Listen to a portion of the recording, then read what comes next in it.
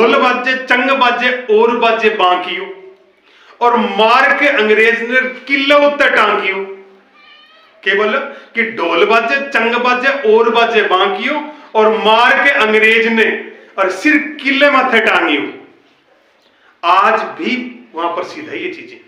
नमस्कार साथियों, एक बार फिर से सीकर क्लासेज में आपका हार्दिक स्वागत। आज एक नए टॉपिक के साथ में, एक नए वीडियो के साथ में मैं एमडी एक बार फिर से सीकर क्लासेज में आपका स्वागत करता हूं। हमारा राजस्थान का इतिहास चल रहा था। राजस्थान के इतिहास में 1857 की क्रांति चली, उसके हमने कारण पढ़े। कारणों के बाद में उसके जो प्रमुख जो छावनियां थी उनके बारे में हमने पढ़ने का प्रयास किया। आज जो छावनी पढ़ रहे हैं वो है एरिनपुरा की छावनी, और इस क्लास में संभव हुआ तो कुछ और भी पढ़ेंगे। तो आज हम एरिनपुरा के अंदर जो विद्रोह हुआ था उसको पढ़ेंगे। एरिनपुरा में विद्रोह। पहली बात तो एरिनपुरा कहां है? तो एरिनपुरा सिरोही और पाली का क्षेत्र माना जाता है, यानी कि उस क्षेत्र में एरिनपुरा नाम से कोई छावनी थी, उसकी बात है। यहां पर विद्रोह होता है 21 अगस्त 1857 को, यानी कि क्रांतिकारियों ने एरिनपुरा में 21 अगस्त 1857 को कर दी थी क्रांति शुरू। ये एरिनपुरा वैसे जोधपुर क्षेत्र का भाग है, पाली सिरोही वगैरह ये क्षेत्र है, तो जोधपुर क्षेत्र का भाग है। और जोधपुर में उसमें महाराजा थे तख्त सिंह। कौन थे? तख्त सिंह, यानी कि जोधपुर के तख्त पर बैठा तख्त सिंह। कौन है? तख्त सिंह। 1857 की क्रांति के समय जोधपुर के तख्त पर कौन बैठा था? तख्त सिंह। ठीक है। अब जोधपुर महाराजा तख्त सिंह था, तो इसका मतलब जोधपुर की एक सेना भी थी। लेकिन अंग्रेजों ने क्या किया कि उन्होंने कह दिया कि आपकी जो सेना है वो अकुशल है। जोधपुर की सेना है वो अकुशल है, सवार जो है इसके जोधपुर की सेना के वो अकुशल है, इसलिए उन पर अकुशलता का आरोप लगाते हुए और वहां पर एक नई सेना का गठन कर दिया, और वो नई सेना बनी जोधपुर लीजियन। कौन सी? जोधपुर लीजियन। और जोधपुर लीजियन का गठन जो है उन्होंने कर दिया था 1835 के अंदर। तो एक नई सेना 1835 के अंदर जोधपुर लीजियन के नाम से गठित की अंग्रेजों द्वारा। ठीक है। अब जोधपुर लीजियन में जो सैनिक थे उनमें से कुछ सैनिक 57 क्रांति जब हुई शुरू, उस समय कुछ सैनिक जो थे वो माउंट आबू गए हुए थे, आबू गए हुए थे, और वहीं पर उन्होंने उनमें से कुछ सैनिक थे उन्होंने विद्रोह कर दिया। और वो विद्रोह करने वाले सैनिकों का नेतृत्व कौन कर रहे थे? उनमें थे क्रांतिकारी दफेदार मोती खां। नाम देखो, दफेदार मोती खां। ये दफेदार पद है, नाम नहीं है, उसकी पोस्ट है। शीतल प्रसाद और तिलक राय। देखो नाम देखो, तिलक, शीतल, मोती लग गए के नाम क्रांति करने वाला सा शालीन स्वभाव का लग गए, लेकिन स्टार्ट आई करी शुरुआत क्रांति की एरिनपुरा के अंदर आई करी। इन्होंने कहां पर शुरुआत कर दी? आबू में। आबू में क्रांति प्रारंभ कर दी, क्रांति की शुरुआत। ठीक है। और यहां से ये आबू से क्रांति यानी कि विद्रोह करके और बाद में ये चले जोधपुर की तरफ, यानी कि बाद में आए हैं एरिनपुरा, और एरिनपुरा की छावनी में करते हैं ये क्रांति। और क्रांति वहां करके, और अब यहां से कहां सभी क्रांतिकारी कहां जा रहे थे? कहां जा रहे थे? सभी का एक ही काम था कि यहां से चलो दिल्ली, चलो दिल्ली। तो एरिनपुरा की छावनी के जो सैनिक जो थे, दफेदार मोती खां, शीतल प्रसाद और तिलक राय और इनके साथी जो अंग्रेजों के लिए विद्रोही थे लेकिन अपने लिए क्रांतिकारी थे, उन्होंने दिल्ली चलो मारो फिरंगी, यानी कि चलो दिल्ली मारो फिरंगी, ऐसा था। इसको सही लिख लेते हैं, चलो दिल्ली मारो फिरंगी। चलो दिल्ली, ऐसे थोड़ा अच्छा लग रहा है। चलो दिल्ली मारो फिरंगी। फिरंगी का मतलब अंग्रेज, यानी कि दिल्ली जाना है, अंग्रेजों को मारना है। ये था उनका नारा। तो एरिनपुरा क्रांतिकारियों का नारा क्या था? चलो दिल्ली मारो फिरंगी। अब ये जो क्रांतिकारी यहां से शीतल प्रसाद और अपना क्या नाम तिलक राय और मोती खां और इनके जो सहयोगी थे, ये यहां से निकले तब रास्ते में इनकी मुलाकात एक व्यक्ति से होती है, और व्यक्ति क्या बहुत ही खतरनाक व्यक्ति था, और नाम भी ठाकुर खुशहाल सिंह। क्या नाम? ठाकुर खुशहाल सिंह। तो रास्ते में इनकी मुलाकात ठाकुर खुशहाल सिंह से होती है। ठाकुर खुशहाल सिंह जो आहुआ का जागीरदार था, आहुआ से था, और आहुआ कहां पर पड़ता है? वर्तमान जो पाली है उसमें। तो आहुआ के ठाकुर खुशहाल सिंह से उनकी मुलाकात होती है, और ठाकुर खुशहाल सिंह और तख्त सिंह इनके विचार नहीं मिल रहे थे। इनके विचार नहीं मिल रहे थे। विचार नहीं मिलने का कारण क्या था कि एक बिथोड़ा नामक जगह है जहां पर इस क्रांति में एक युद्ध भी होता है। उस बिथोड़ा नामक जो जागीर थी उसके उत्तराधिकार के प्रश्न को लेकर के इनमें विवाद चल रहा था। यानी कि ठाकुर खुशहाल सिंह ने बिथोड़ा का जो उत्तराधिकारी था उसमें उन्होंने हस्तक्षेप कर रहा था ये, और इसके हस्तक्षेप से तख्त सिंह जो था वो नाराज चल रहा था इससे।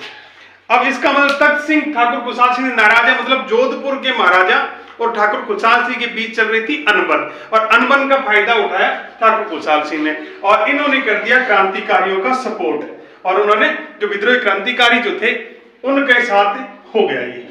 लेकिन न केवल ठाकुर खुशहाल सिंह इनके साथ में हुआ, इनके साथ में आसोपा, आलनियावास, गुल्लर, लांबिया, बंतावास, रुद्रावास, नाम देखो, आसोपा, आलनियावास, गुल्लर, लांबिया, बंतावास, रुद्रावास, है ना। यहाँ के जागीरदार भी इनके साथ में हो गए क्रांतिकारियों के। ये जागीरदार जो थे ये सक्रिय रूप से सहयोग कर रहे थे, लेकिन कुछ ऐसे थे जो सक्रिय रूप से तो सहयोगी नहीं थे, लेकिन उन्होंने कुछ साथ जरूर दिया। वो थे सलुम्बर और कोठारिया के सामंत। सलुम्बर और कोठारिया के सामंतों ने सक्रिय रूप से तो साथ नहीं दिया, लेकिन वो नैतिक तरीके से क्रांतिकारियों के साथ में रहे थे। अब ये क्रांतिकारी जैसे जैसे ठाकुर खुशहाल सिंह ने उन्होंने नेतृत्व कर लिया, और ठाकुर खुशहाल सिंह इस बारे में एक बात और बता दूं, ठाकुर खुशहाल सिंह था, क्या नाम उसका? भक्त किसका? उनकी माता का जो उनका क्या नाम? सुगाली माता। क्या नाम था? सुगाली माता।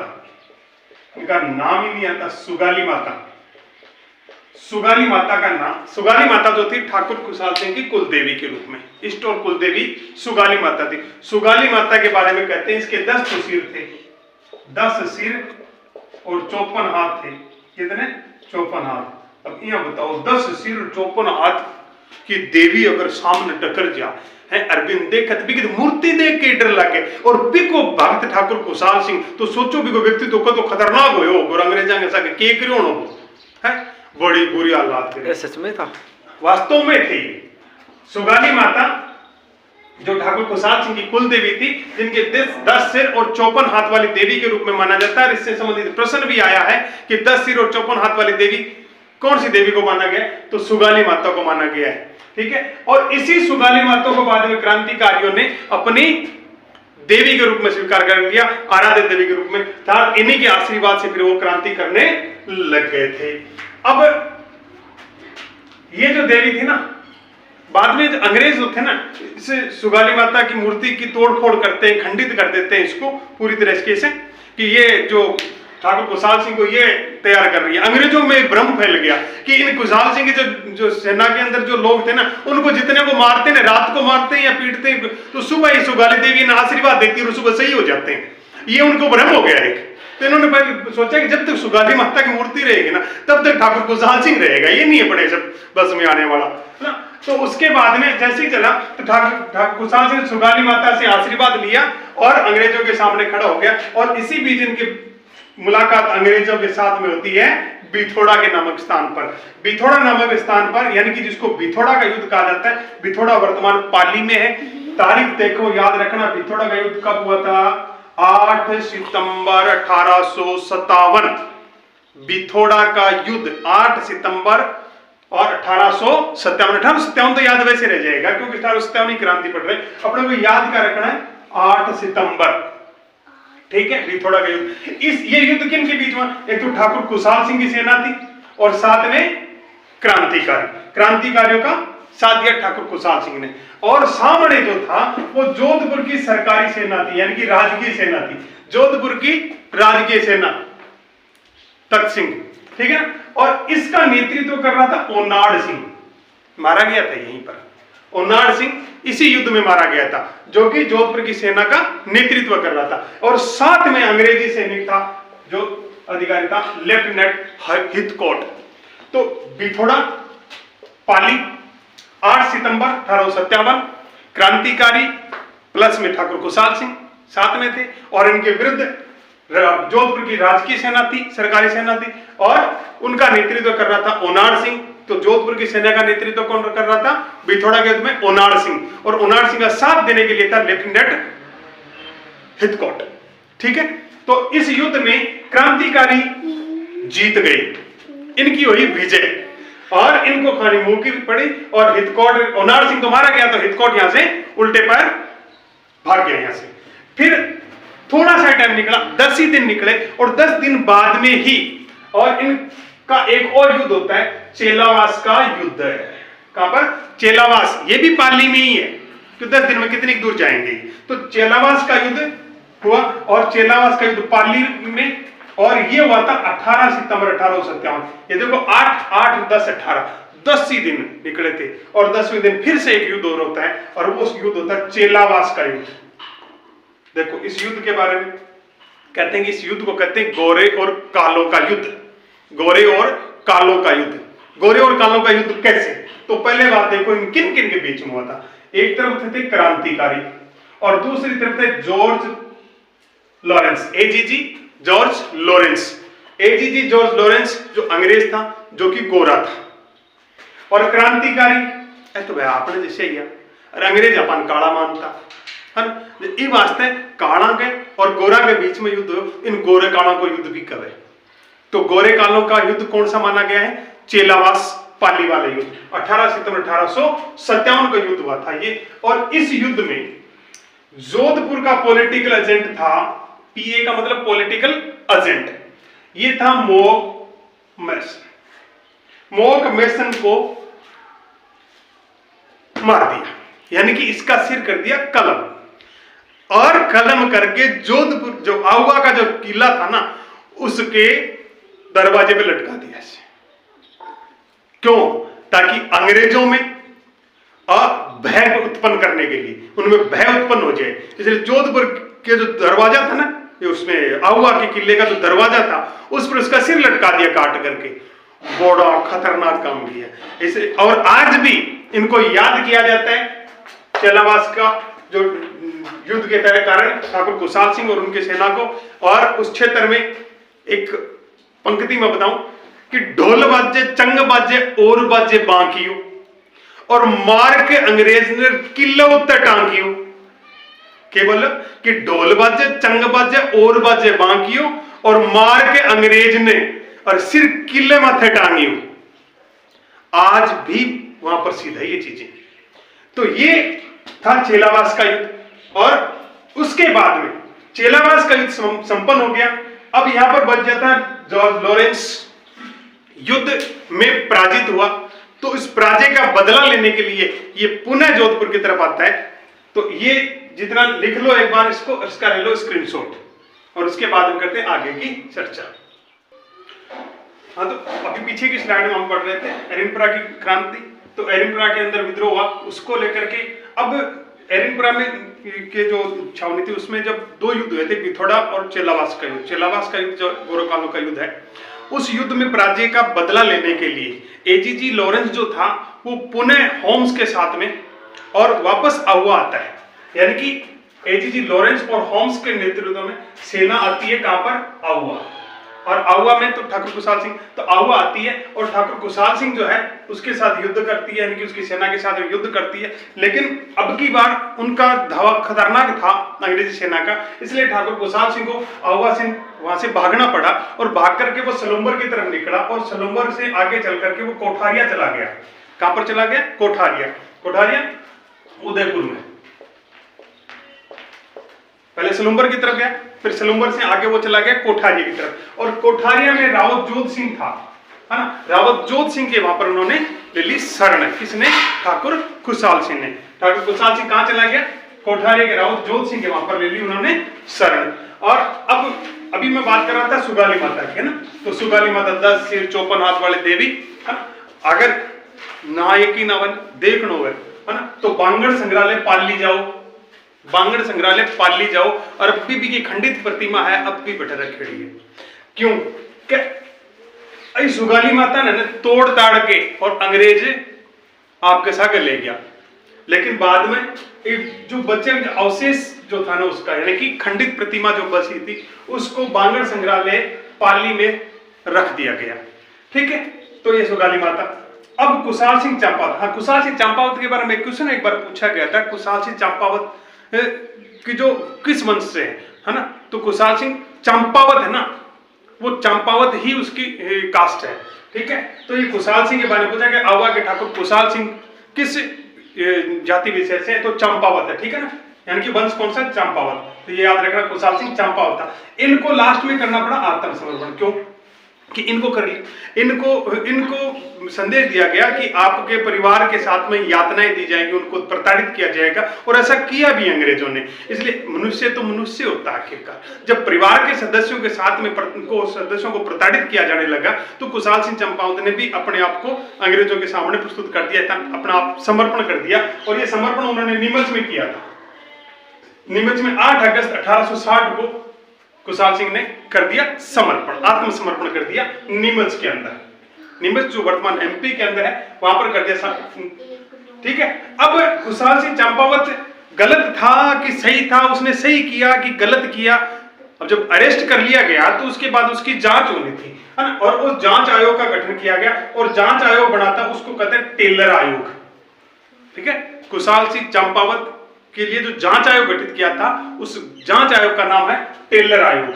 ठीक है, और इस टेलर आयोग ने 10 नवंबर 1860 को अपनी रिपोर्ट दे दी, और 10 नवंबर 1860 को रिपोर्ट दी, और टेलर आयोग ने कह दिया कि कुशाल सिंह चंपावत है दोष मुक्त, तो उसकी तो कोई गलती नहीं है, तुम फालतू में इसके पीछे पड़े हो ना। उसको तो तंग किया गया था, इसलिए उन्होंने काम किया अपना क्रांति की। तो 10 नवंबर 1860 को टेलर आयोग ने कुशाल सिंह चंपावत को कर दिया दोष मुक्त। ठीक है, और उसके बाद में कुशाल सिंह चंपावत भी ज्यादा लंबे समय तक नहीं रहे, यानी कि कुशाल सिंह चंपावत है वो, उनकी मृत्यु हो जाती है 1864 उदयपुर में। देखो 1857 के अंदर क्रांति हुई, चेलावास का युद्ध आपको पता है सितंबर में चला।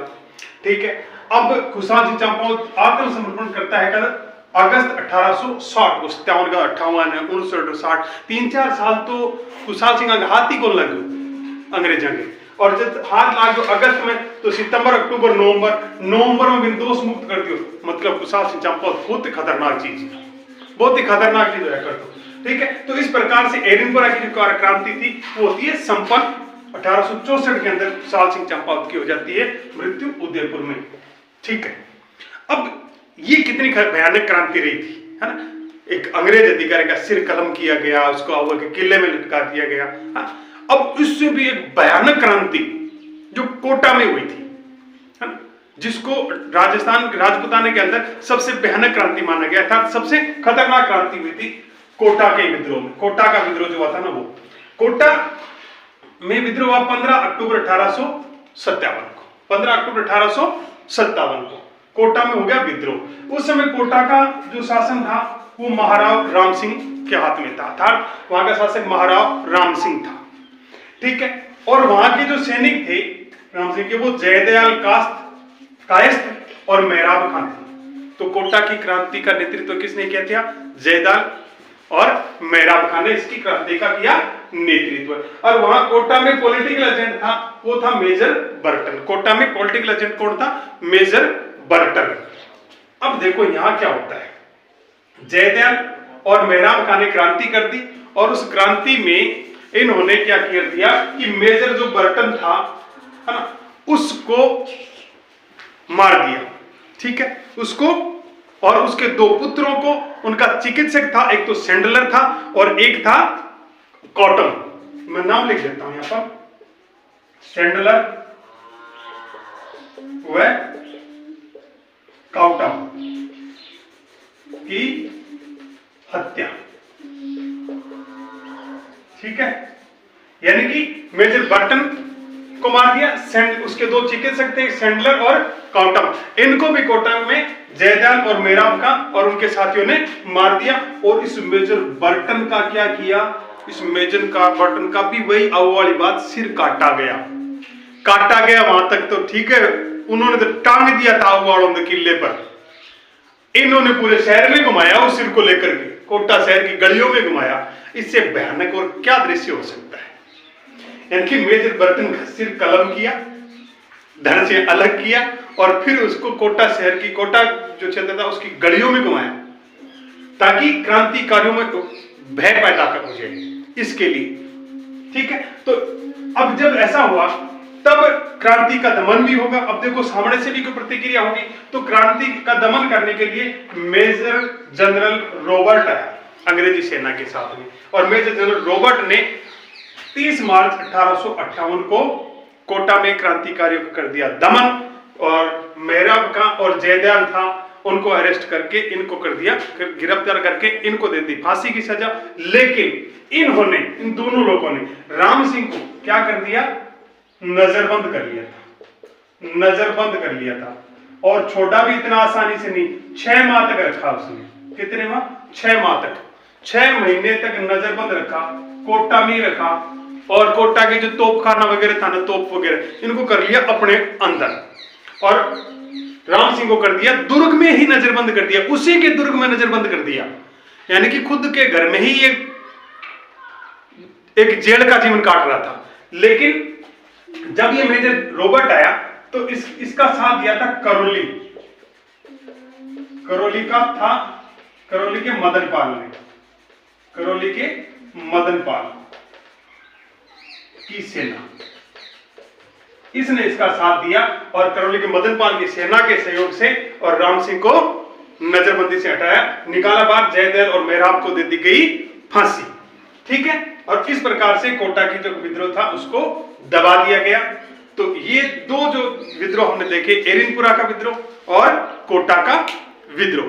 हाँ, एक बात और देखो, यहां पर जो कोटा में जो क्रांति हुई थी ना, जो राम सिंह जो था ना, इसके लिए भी एक जांच आयोग बिठाया, वो रॉबर्ट ने ही जांच की थी। इस रॉबर्ट ने ही जांच आयोग में जांच की थी और लॉर्ड रॉबर्ट था, उसने जांच की और जांच में राम सिंह को कर दिया दोष मुक्त। कहते ये क्रांति जो हुई, ये क्रांतिकारियों ने की, उसमें राम सिंह का कोई लेना देना नहीं था, राम सिंह का कोई लेना देना नहीं था। राम सिंह तो है दोष मुक्त, लेकिन इस क्रांति के लिए उत्तरदायी राम सिंह को ठहरा दिया। यानी कि जांच रिपोर्ट क्या आई, जांच रिपोर्ट आई कि राम सिंह निर्दोष है। क्या है? निर्दोष है, लेकिन उत्तरदायी है, लेकिन उत्तरदायी है। राम सिंह है क्रांति के अंदर निर्दोष तो है लेकिन उत्तरदायी है, और उत्तरदायी है तो कहता भाई इसको और तो सजा देनी नहीं है, तो इसकी कर दो तोपों की सलामी कम, तोपों की सलामी घटा दी। कितनी कर दी रे? 17 से 13 कर दी, 17 से 13। यानी कि तोप पहले 17 तोपों की सलामी दी जाती थी, अब इसकी घटा करके कर दी 13। तो यह भी प्रश्न बन सकता है कि 1857 क्रांति में किस महाराव या महाराजा की या किस शासक की तोपों की सलामी को कर दिया कम? तो वो है राम सिंह, कोटा के महाराव राम सिंह। ठीक है, तो इस प्रकार से हमने एरिनपुरा और कोटा की दो भयानक क्रांतियों के बारे में हमने पढ़ा। तो आपको ये क्लास कैसी लगी?